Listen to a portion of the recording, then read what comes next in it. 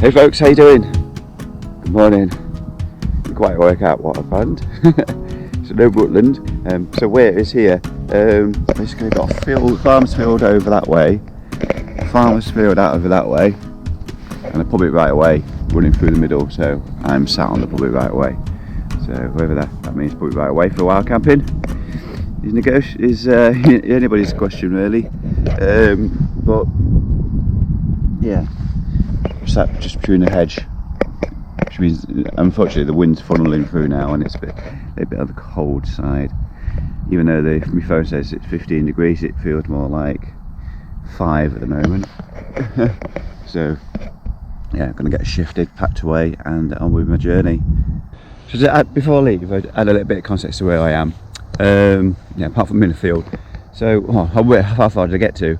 So yesterday morning, obviously left the coastline of Suffolk at Dunwich, and I've cycled all the way through past beyond Peterborough. So that way is the way I'm heading. It shouldn't be too far to civilization, because I need to nip to the shop and get some snacks and things like that. And before I get on to Rutland, it's just started spitting with rain.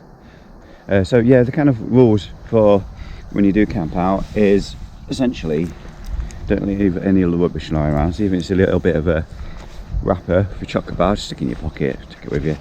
And the other rule here really is arrive late, leave early. So that's exactly what I did. Just kept that rule, see how far I could go, and just ended up with a bit of a spot there.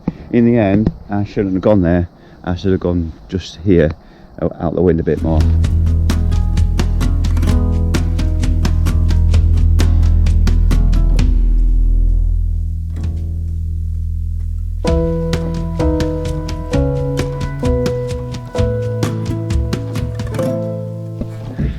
First time I've come inside the windmill. This is the middle floor. Just going to go up the top one, I think. It's rather steep. I say it's the first time I've been up here. I'm not sure if I've been up here before. These steps are tiny. God, they had tiny feet back in the day.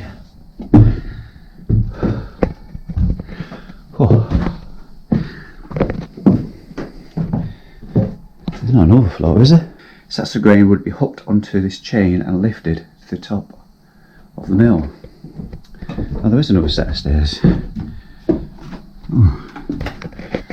It's going to be fun coming down. I won't film that coming down. I'll be concentrating. Oh my god, there's another view floor. It's like 5 floors. Huh. Okay. Cleaning floor, whatever that is. Oh, this must be the top though.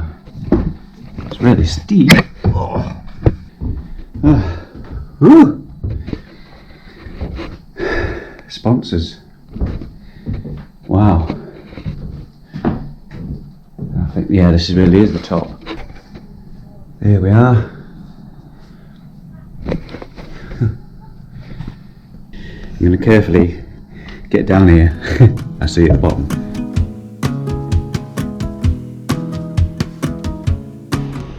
Disappeared now, but it just told me the climb at the hill at the Wyman Windmill just took me 1 hour and 41 minutes.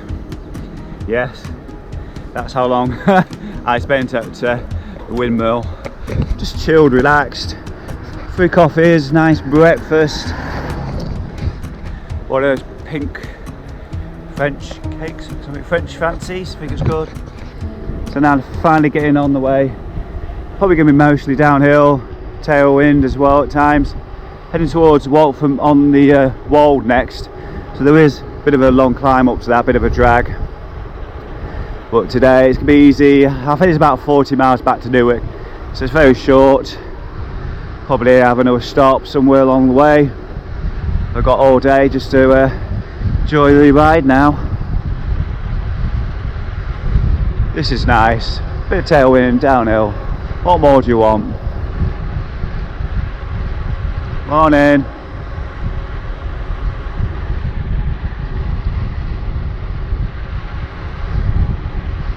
It's a shame it's coming to an end. Woohoo! So computer says I'm heading towards Coston. I don't know whether I'm going near that ford, I'm not sure. But I was in two minds whether I was going to miss all these hills and things, but it's been such a short day, I'm just going to embrace the original route. And of course, being the masochist that I am, I was even thinking about dragging the route out a bit more. But yeah, I think sometimes, you know, just enjoy it. It doesn't have to, every ride doesn't have to be absolute slogfest. It's meant to be on holiday. Just arrived at the highest point on the way back to Newark. Walk from the Wold, just off the grid up cattle grid, water tower over there. But I was going to stop there. There's a bit of an Anglian water sewage party going on, so yeah, and I need a bit of privacy, got a bit of cream. We're at the amazing heights of 294 metres above sea level, which, if you live around here, if you've ever visited this area, is not realistic at all. There's nowhere around here anywhere near as high as that. It's just that the altimeter needs calibrating, and if you ever tried doing anything remotely out of the normal on a Garmin, you know what hard work it is to do those sort of tasks. Probably finish your ride by the time I've worked out how to change the get the altimeter calculated. So just left as it is. It's been like that all the way through yesterday's ride as well. Yeah, but in terms of climbing, it's all over with. Arrived at the top. This one, it's all downhill from here. So yeah, but there's one hill left to go according to the Garmin. One more climb down towards Newark. Got a bit too excited with the this is the last hill kind of thing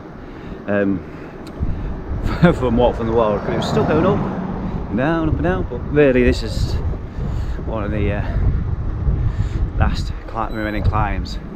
Heading down Statham Hill, going to be heading Bottisford, Normanton, and then somewhere just after that, Hanker left, and it's just a little bit of rolling to join the NCN 64, that dedicated cycle path, traffic free, all the way into the town centre. So at the moment I'm pointing north. That means the winds today, this morning, are right behind me. Kind of been the notable highlights, well, one of the many highlights from this bikepacking adventure has been the wind in the second half of the weekend when I've been at my weakest. Yesterday, Dunwich to Peterborough and beyond, such a slog. Just didn't get anywhere near, well, yeah, I was about 30k short I think, and just nowhere near the right kind of energy levels.